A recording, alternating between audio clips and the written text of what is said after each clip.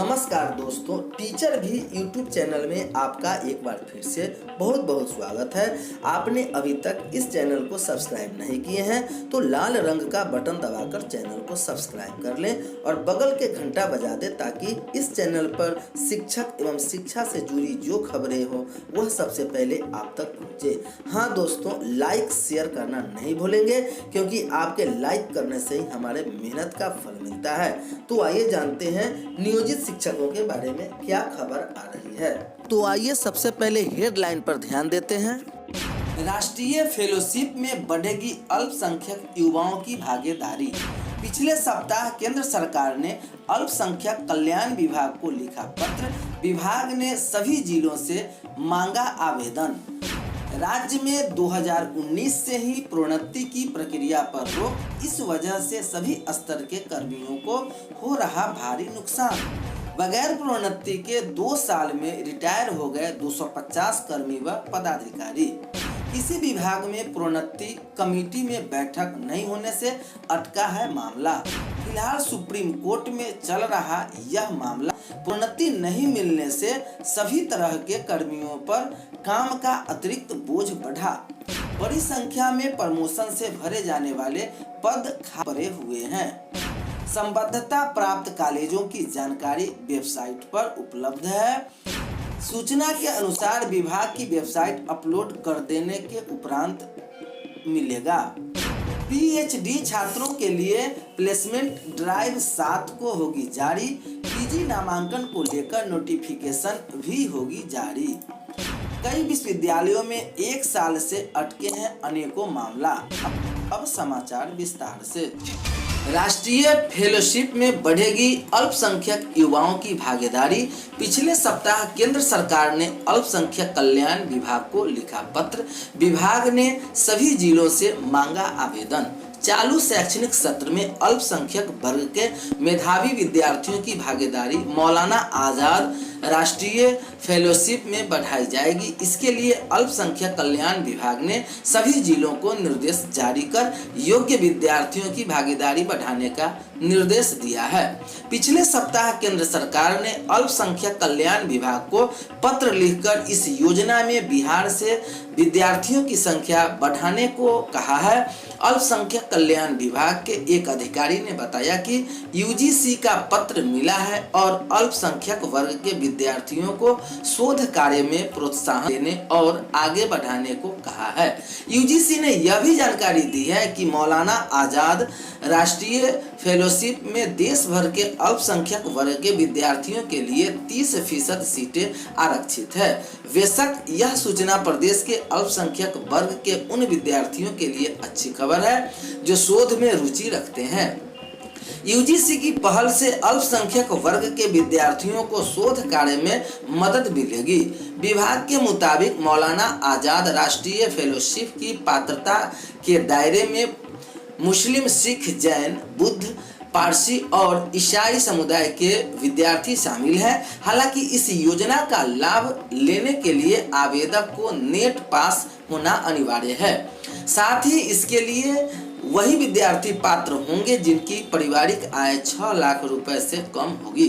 इस फेलोशिप के तहत जूनियर रिसर्च फेलो को बतौर फेलोशिप 25,000 रुपए और सीनियर रिसर्च फेलो को 28,000 रुपए प्रति माह देने की बात हो रही है। राज्य में 2019 से ही प्रोन्नति की प्रक्रिया पर रोक, इस वजह से सभी स्तर के कर्मियों को हो रहा नुकसान।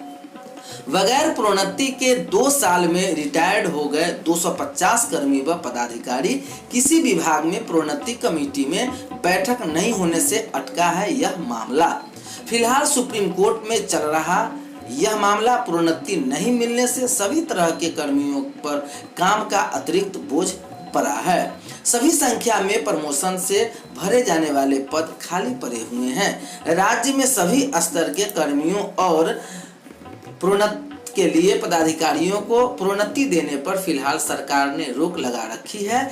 इस वजह से बिना प्रमोशन पाए हुए पिछले 2 साल से करीब 250 कर्मी अभी पदाधिकारी रिटायर्ड हो गए हैं, जिनमें बिहार प्रशासनिक सेवा के करीब 100 पदाधिकारी शामिल हैं, जबकि शेष 150 कर्मी बिहार सचिवालय सेवा, बिहार आशुलिपिक सेवा से लेकर अन्य सभी सेवाओं के कर्मी शामिल हैं।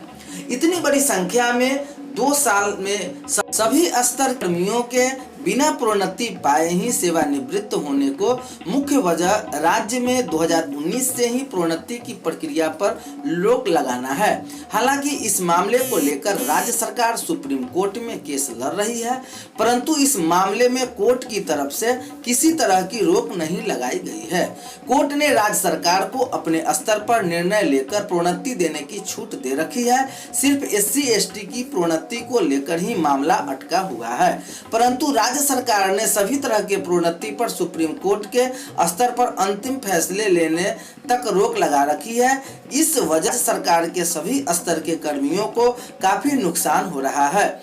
इस समस्या को लेकर राज्य के सभी कर्मचारी संघ ने मिलकर एक महासंघ भी बना रखा है। इस महासंघ ने हाल ही में सामान्य प्रशासन विभाग के प्रधान सचिव समेत अन्य सभी अधिकारियों से प्रोन्नति की समस्या को लेकर मुलाकात भी की है। बड़ी संख्या में प्रमोशन से भरे जाने वाले पद खाली पड़े हुए हैं। प्रोन्नति नहीं मिलने से बड़ी संख्या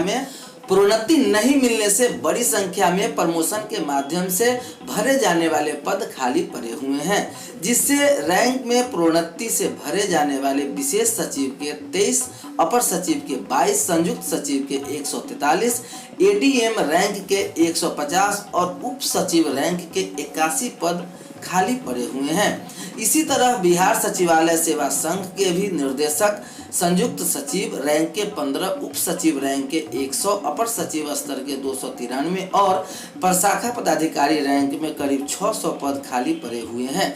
ऐसे ही स्थिति में बिहार शिक्षा सेवा, बिहार स्वास्थ्य सेवा, बिहार सेवा, अन्य सेवाओं से भी प्रोन्नति से भरे जाने वाले पद बड़ी संख्या में खाली है। इस मामले में बिहार राज्य संयुक्त सेवा महासंघ के समन्वयक शशांक शेखर सिन्हा का कहना है कि राज्य सरकार से प्रोन्नति की प्रक्रिया शुरू करने को लेकर लगातार मांग की जा रही है। प्रोन्नति नहीं मिलने से सभी स्तर के कर्मियों पर काम पर अतिरिक्त बोझ पड़ा हुआ है और परेशानियों का सामना करना पड़ रहा है। संबद्धता प्राप्त डिग्री कॉलेजों की जानकारी वेबसाइट पर पटना विश्वविद्यालय के अलावा प्रदेश के सभी परंपरागत विश्वविद्यालय को शिक्षा विभाग ने निर्देश दिया है कि अपने अपने क्षेत्र के तहत आने वाले संबद्धता प्राप्त डिग्री कॉलेजों की सूचना विभाग की वेबसाइट अपलोड कर दे। इसके लिए 30 जनवरी तिथि तय की गई है। विभाग के सचिव असंगवा चुहा आओ की तरफ से जारी आधिकारिक पत्र में कहा गया है कि यह सूचना इसलिए जारी है ताकि उन डिग्री कॉलेज में से उत्तीर्ण छात्रों को मुख्यमंत्री कन्या स्नातक प्रोत्साहन योजना से लाभान्वित किया जा सके। PhD छात्रों के लिए प्लेसमेंट ड्राइव 7 को पटना विश्वविद्यालय में PhD छात्रों के लिए प्लेसमेंट ड्राइव 7 फरवरी